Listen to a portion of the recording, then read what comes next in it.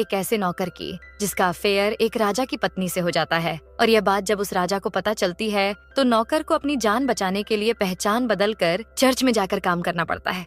लेकिन उसे नहीं पता था कि इस चर्च की नन, जो दिखने में धार्मिक हैं, असल में उनकी जिंदगी बहुत ही मुश्किल और अजीबोगरीब इच्छाओं से भरी हुई है। और यहाँ आने के बाद उसके साथ कुछ ऐसी चीजें होने लगती हैं जिससे न सिर्फ उसकी जिंदगी बल्कि सभी नन की जिंदगी भी पूरी तरह बदल जाती है। कहानी की शुरुआत में हम फर्नांडा नाम की एक सिस्टर को देखते हैं जो अपने गड्ढे को पकड़कर जंगल के बीच से चर्च की ओर आ रही होती है। चर्च में पहुंचने के बाद जेनेवरा नाम की दूसरी सिस्टर उससे पूछती है, कल रात तुम कहाँ थी? फर्नांडा कहती है, हमेशा की तरह कल रात भी मेरा गधा भाग गया था और उसे ढूंढते ढूंढता सुबह हो गई थी। जिस पर जेनेवरा कहती है, मैं तो हर रोज गेट अच्छे से लॉक करती हूँ, फिर यह हर रात कैसे भाग जाता है? दोनों बातें कर ही रही थी कि तभी वहाँ से चर्च का माली लुरको गुजरते हुए उन्हें गुड मॉर्निंग कहता है, पर बदले में दोनों उसे डांटने लगती हैं और वहाँ से भगा देती हैं। अब अगले सीन में सभी सिस्टर्स चर्च में जाकर सुबह की प्रेयर करती हैं, जिसके बाद वहाँ की सुपीरियर सिस्टर मरिया फर्नांडा से पूछती हैं, तुम कल रात कहाँ थी? जिस पर वह उसे वही बात बताती है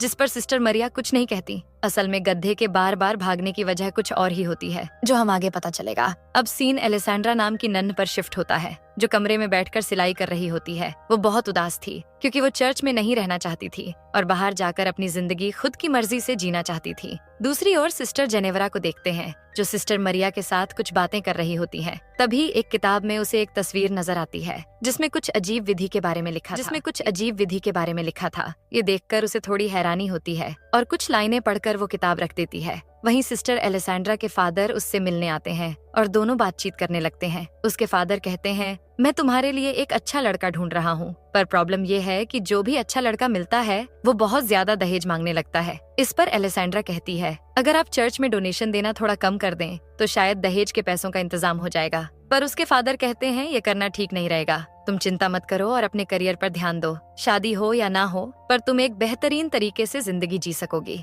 यह सुनकर एलेसेंड्रा बहुत दुखी हो जाती है क्योंकि वह शादी करके ही एक अच्छी और खूबसूरत जिंदगी जीना चाहती थी। अगले दिन हम तीनों सिस्टर्स को एक साथ देखते हैं जो अपने बुने हुए कपड़ों को ले जा रही होती है। एलेसेंड्रा अपने फादर से की गई बातचीत दोनों सिस्टर्स को बताती है, जिसे सुनकर वो भी दुखी हो जाती है। तभी वह वहाँ लुरको को देखते हैं जो कुछ काम करते हुए उन्हें अजीब नजरों से देख रहा था, पर ऐसा करते हुए देखकर वह तीनों उस पर भड़क जाती है और अपने दिल की भड़ास निकालने के लिए अंदर आकर उसका सामान फेंकने लगती है। और इतने से भी उनका मन नहीं भरता तो वो उसकी पिटाई भी कर देती है। दूसरी तरफ हम इस चर्च के फादर टोमासो को देखते हैं जो सिस्टर्स के बुने हुए कपड़े बाजार लेकर जाने के लिए निकलते हैं। रास्ते में लुरको उनसे मिलता है और कहता है, मुझे माफ कर दीजिए फादर, अब मैं इस चर्च में काम नहीं करना चाहता। इस पर फादर उसे समझाते हैं कि अब आगे से ऐसा कुछ नहीं होगा, लेकिन लुरको नहीं मानता और वहाँ से चला जाता है। इसके बाद हम चर्च से कुछ मील दूर एक घर में लॉर्ड ब्रूनो नाम के एक जमींदार आदमी को देखते हैं जो अपनी पत्नी फ्रांसिस्का के साथ खाना खाते हुए बातें कर रहा होता है। पर फ्रांसिस्का का ध्यान उनके नौकर मस्टो की तरफ होता है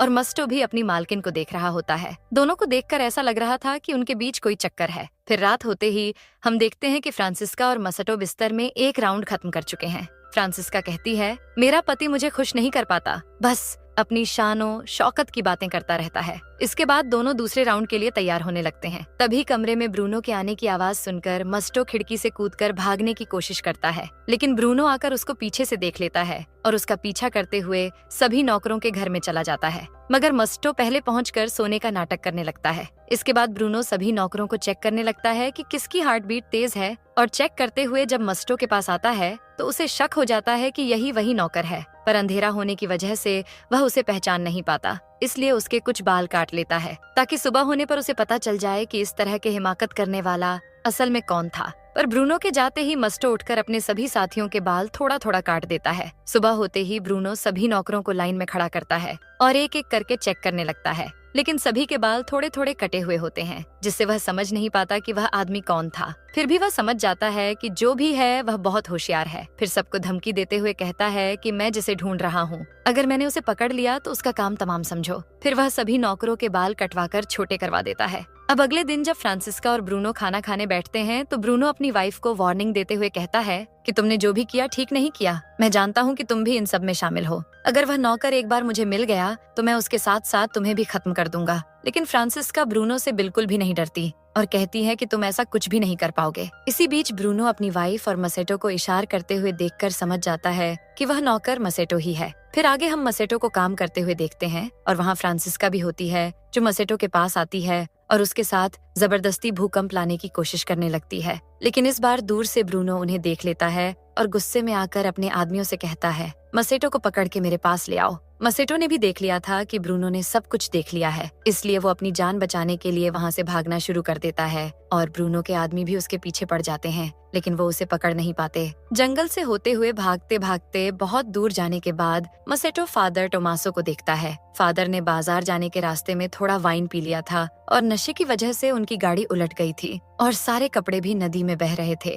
मसेटो यह देखकर फादर की मदद करता है और सारे कपड़े फिर से इकट्ठा कर देता है। इससे फादर बहुत खुश होते हैं और जब उन्हें पता चलता है कि मसेटो का कोई घर नहीं है तो वह उसे अपने साथ चर्च में ले आते हैं। फादर उसे कुछ खाने के लिए देते हैं और कहते हैं कि चर्च में तुम्हें गूंगा बहरा बनकर रहना पड़ेगा, नहीं तो चर्च की सिस्टर्स तुम्हें बहुत परेशान करेगी। अगले दिन सुबह फादर मसेटो को सिस्टर मरिया से मिलवाते हैं और कहते हैं कि मैं एक आदमी को लाया हूँ जो हर काम में माहिर है, पर यह गूंगा बहरा है, इसलिए इसे यहाँ लेकर आया हूँ ताकि यह लुर्को की जगह काम कर सके। यह सुनकर मरिया भी उसे काम पर रख लेती है। अब उसी दिन से मसेटो काम पर लग जाता है, पर सिस्टर एलेसांड्रा और फर्नांडा को नहीं पता था कि मसेटो को काम पर रखा गया है। तो फर्नांडा उसे घुसपैठिया समझकर भागते हुए उसके पास आती है और एक कुल्हाड़ी से डराकर उससे पूछने लगती है कि तुम कौन हो।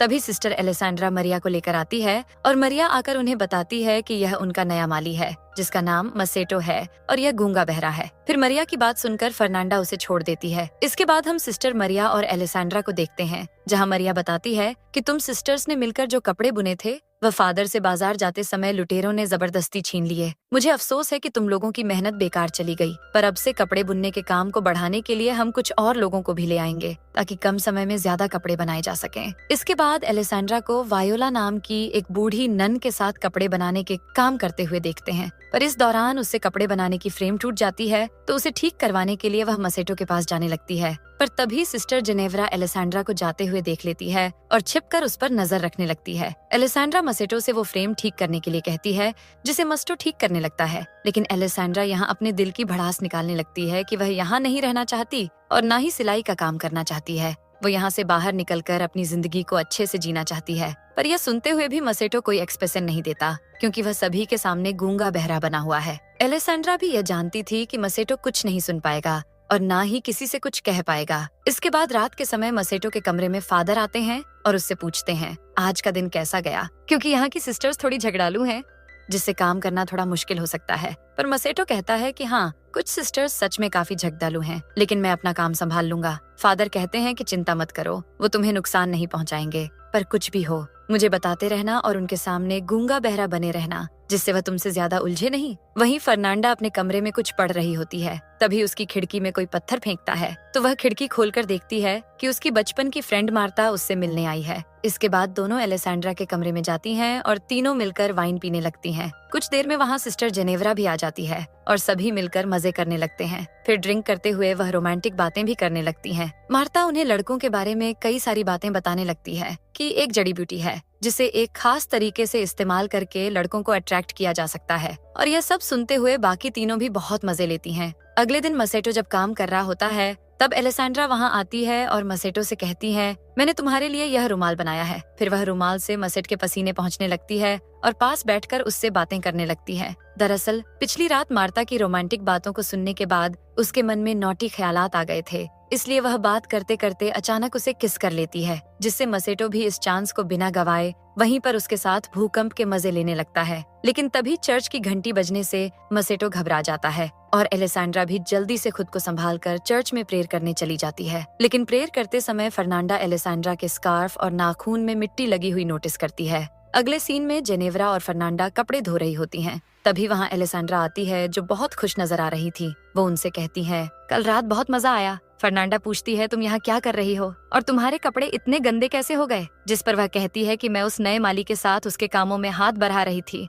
जिससे कपड़े गंदे हो गए। ये सुनकर उन दोनों को यकीन नहीं होता क्योंकि एलेसांड्रा कोई भी काम नहीं करती थी, पर फर्नांडा काफी शातिर थी। वह समझ चुकी थी कि एलेसेंड्रा जरूर कुछ छिपा रही है। फिर आगे हम फर्नांडा और मार्ता को जंगल में देखते हैं, जो उस जड़ी बूटी को खोजती हैं। फिर वह उस जड़ी बूटी को उबालकर एक लिक्विड तैयार करती है, जिसके बाद मार्ता फर्नांडा की आंखों में उस लिक्विड की 2 बूंद डालती है और फिर उसकी उंगली में कट लगाकर थोड़ा खून लेकर उसके गालों पर लगाती है। लेकिन ये सब जेनेवरा छिपकर देख रही होती है। इसके बाद फर्नांडा और मार्ता मसेटो के कमरे में जाती हैं, जहां फर्नांडा उसे चाकू दिखाकर डराती है। फिर दोनों मिलकर मसेटो को अपनी तरफ अट्रैक्ट करने की कोशिश करने लगती हैं। मसेटो को यह सब अजीब लगता है कि यह उसके साथ क्या कर रही है, पर धीरे धीरे वह भी अपना कंट्रोल खो देता है। जिसके बाद तीनों मिलकर इस तूफान और भूकंप का भरपूर मजा लेते हैं। फिर अपना काम खत्म होने के बाद दोनों घर से बाहर आ जाती हैं। तभी वहां आकर उन्हें जेनेवरा मिलती है और पूछती है, तुम दोनों यहाँ क्या कर रही हो? जिस पर वह उसकी बातों का कुछ खास जवाब नहीं देती और बहाना बनाकर वहाँ से चली जाती है।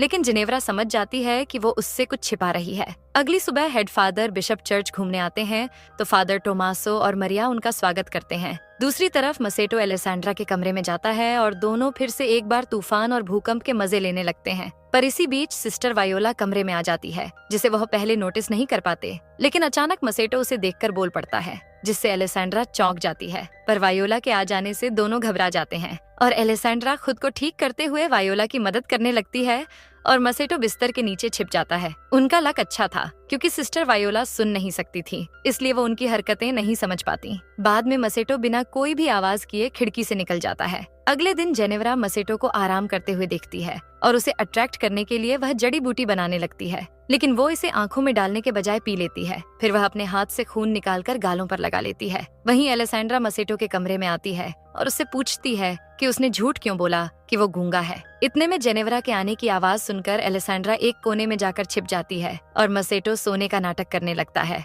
जेनेवरा जड़ी ब्यूटी के नशे में मसेटो के पास आकर चिपकने लगती है और अजीब अजीब हरकतें करने लगती है। लेकिन फर्नांडा के आने की आवाज सुनकर वो भी जाकर छिप जाती है, जहाँ पहले से एलेसेंड्रा थी, और एक दूसरे को देखकर दोनों चौंक जाते हैं। इसके बाद फर्नांडा कमरे में आती है और चाकू से डराकर मसेटो के हाथ बांधकर उसकी आंखों पर पट्टी लगा देती है और फिर उसे डरा धमकाकर जंगल की तरफ ले जाने लगती है। पर एलेसेंड्रा और जेनेवरा छिपकर उसका पीछा करती हैं। फिर जब वह जंगल के बीच पहुंचते हैं, तब तक रात हो चुकी थी। वो देखते हैं जंगल के बीचों बीच आग जली हुई है और वहाँ कई सारी लड़कियां बिना कपड़ों के नाच रही हैं और पास में उन्होंने मसेटो को भी बांध के रखा हुआ था। एलेसेंड्रा कहती है कि ये लोग क्या कर रहे हैं। जेनेवरा कहती है, मैंने इस तरह के विधि के बारे में एक बार पढ़ा था, जिसमें इंसानों की बलि देकर कुछ लड़कियां चुड़ैल की शक्ति हासिल करती हैं, और यहाँ पर हमें पता चलता है कि फर्नांडा रोज गधे के बहाने ये सब करने आती थी और अब मार्ता भी इसमें शामिल हो चुकी है। मार्ता और फर्नांडा मसेटो की बलि देने ही वाली होती हैं। तभी मसेटो डर के मारे बोल पड़ता है कि मुझे छोड़ दो।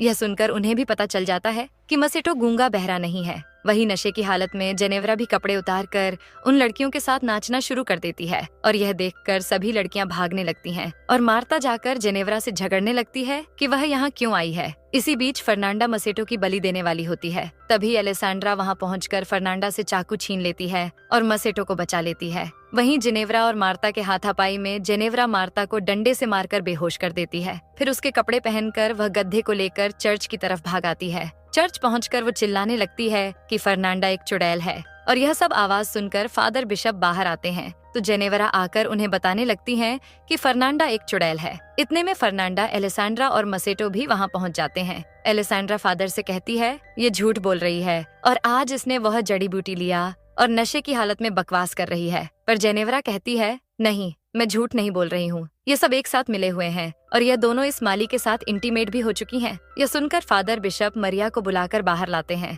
और पूछते हैं कि यह सब क्या हो रहा है। तभी फादर टोमासो भी मरिया के कमरे से बाहर आते हैं, जिसे देखकर सभी लोग हैरान रह जाते हैं और फादर बिशप भी समझ जाते हैं कि इस चर्च में अब तक क्या चल रहा था। इसके बाद अगले दिन फादर बिशप एक एक करके सभी को सजा सुनाते हैं और गॉड से माफी मांगने के लिए कहते हैं और फादर टोमासो को सबसे बड़ी सजा मिलती है, क्योंकि उन्होंने फादर होने का गलत फायदा उठाया था। उन्हें सजा के तौर पर एक ऐसे आश्रम में भेज दिया जाता है जहां सिर्फ मर्द रहते हैं और मसेटो को फिर से लॉर्ड ब्रूनो के हवाले कर दिया जाता है, जहां लॉर्ड के सिपाही उसे बंदी बना लेते हैं। इसके बाद हम तीनों सिस्टर्स को देखते हैं जो एक दूसरे से माफी मांगती हैं। सिस्टर जेनेवरा भी फर्नांडा से कहती है, मुझे माफ कर देना। फिर तीनों मसेटो के बारे में सोचने लगती हैं कि शायद लॉर्ड ब्रूनो उसे मार डालेगा। इसलिए वह उसे बचाने का एक प्लान बनाती है। उधर लॉर्ड ब्रूनो ने मसेटो को जेल में बंद कर दिया था और फिर वहाँ आकर कहता है, मैंने अपनी वाइफ को कुत्तों और जंगली जानवरों के साथ बांध दिया है ताकि उसे दर्दनाक मौत मिले, और अब तुम्हारी बारी है, पर मैं तुम्हें नहीं मारूंगा और जिंदा रखकर उससे भी ज्यादा टॉर्चर करूंगा। यह कहकर वहाँ से चला जाता है। इसके बाद मसेटो उन सिपाहियों से रिक्वेस्ट करने लगता है कि वो उसे आजाद कर दें, लेकिन वो मना कर देते हैं और उल्टा उसका मजाक उड़ाने लगते हैं। फिर कुछ देर बाद एक कछुए पर जलती हुई मोमबत्ती देखकर सिपाही उसके पीछे पीछे चले जाते हैं। असल में उस कछुए को सिस्टर्स ने छोड़ा था और उनके जाते ही तीनों सिस्टर्स आकर मसेटो को बाहर निकाल लेती हैं और उसकी जगह एक पुतला रखकर मसेटो को सिस्टर्स के कपड़े पहना देती है। फिर उसे लेकर जंगल की तरफ भागने लगती है। वही मरिया को देखते हैं जो गधे को साथ लेकर टोमासो से मिलने आती है और दोनों बहुत खुश होते हैं क्योंकि उनके बीच प्यार हो गया था और वह एक दूसरे से दूर नहीं रह पा रहे थे। इतने में वो कुछ आवाजें सुनकर वह छुप जाते हैं और तभी फर्नांडा अपने गधे को वहाँ देखती है कि यह गधा यहाँ कैसे आया, लेकिन जेनेवरा उसे वहाँ से ले जाती है। फिर उनके जाने के बाद मरिया और टोमासो बाहर आते हैं और वो समझ चुके थे कि उन तीनों सिस्टर्स ने मसेटो को छुड़वा लिया है, पर उनकी शरारत देखकर वो एक दूसरे को देखकर मुस्कुराते हैं और दोनों एक साथ वहाँ से जाने लगते हैं और इसी के साथ कहानी यहीं पर खत्म हो जाती है।